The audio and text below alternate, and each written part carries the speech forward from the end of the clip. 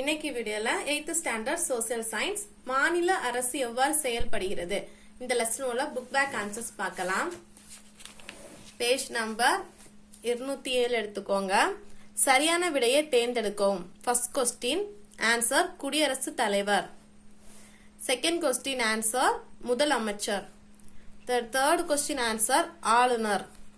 தென் fourth one answer முதல் அமைச்சர். Then fifth one answer 62. அதுக்கப்புறம் கோடிட்ட இடங்களை நிரப்புக. First question answer 29. Second one answer 5. Third one answer ஆளுநர். தென் ஃபோர்த் ஒன் ஆன்சர் தலைவர். தலைவர். Then fifth one answer 25. அதுக்கப்புறம் பொறுத்துக்க. ஃபர்ஸ்ட் ஒன் ஆன்சர் பேரளவு தலைவர். செகண்ட் ஆன்சர் உண்மையான தலைவர். தேர்ட் ஆன்சர் கீழவை. ஃபோர்த் ஆன்சர் மேலவை. சரியா தவறா என குறிப்பிடுக. ஃபர்ஸ்ட் ஒன் ஆன்சர் சரி, செகண்ட் ஆன்சர் தவறு, தேர்ட் ஒன் ஆன்சர் சரி. அதுக்கப்புறம் சரியான கூற்றை தேர்ந்தெடுக்க. ஆன்சர் ஆப்ஷன் இ. ஃபர்ஸ்ட், தேர்ட் மற்றும் ஃபோர்த் சரி. Answer option C. அதுக்கப்புறம் கீழ்காணும் வினாக்களுக்கு ஓரிரு வார்த்தைகளில் விடையளி. ஃபர்ஸ்ட் ஒன் மாநில சட்டமன்றத்தின் இரு அவைகளின் பெயர்களை எழுதுக. பேஜ் நம்பர் 202 எடுத்துக்கோங்க. பேஜ் நம்பர் 202ல மாநில சட்டமன்றம் ஹெட்டிங்ல இந்தியாவில் மாநில சட்டமன்றம் என்பது ஆளுநரையும் 1 அல்லது 2 அவைகளையும் கொண்டிருக்கும். இதை மார்க் பண்ணிக்கோங்க. அதுல என்னலான்னா சட்டமன்ற மேலவை, சட்டமன்ற பேரவை. இந்த சட்டமன்ற மேலவை, சட்டமன்ற பேரவையும் மார்க் பண்ணிக்கோங்க. ஆகியவை மாநிலத்தின் இரு அவைகள் ஆகும். இதை எழுதி எடுத்துக்கோங்க. ஆகியவை மாநிலத்தின் இரு அவைகள் ஆகும். இதான் ஃபர்ஸ்ட் கொஸ்டின்கான ஆன்சர். தென் செகண்ட் கொஸ்டின் மாநில சட்டமன்ற பேரவை உறுப்பினர் ஆவதற்கு உள்ள தகுதிகள் யாவை? பேஜ் நம்பர் 203 எடுத்துக்கோங்க. பேஜ் நம்பர் 203ல உங்களுக்கு தெரியுமா இந்த பாக்ஸ் கீழே இருக்கிற பேராகிராஃப்ல தேர்ட் லைன்ல மார்க் பண்ணிக்கோங்க. பாராளுமன்றத்தின் 2 அவைகளிலும் உறுப்பினராக இருத்தல் கூடாது.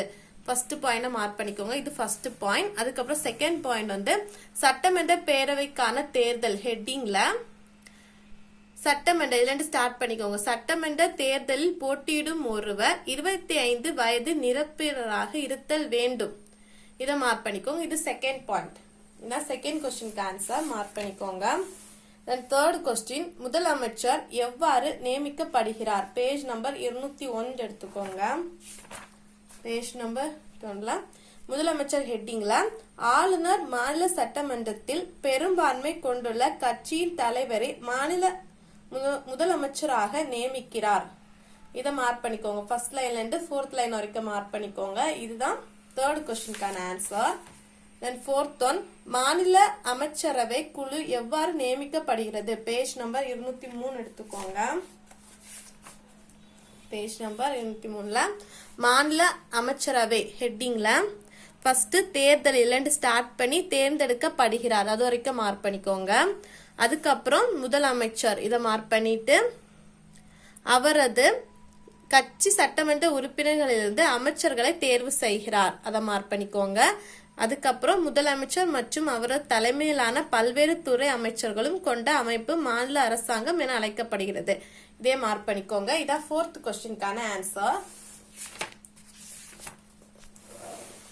விரிவாக விடையளி. ஃபர்ஸ்ட் ஒன் முதலமைச்சரின் அதிகாரங்கள் மற்றும் பணிகளை விவரி. பேஜ் நம்பர் 202 எடுத்துக்கோங்க.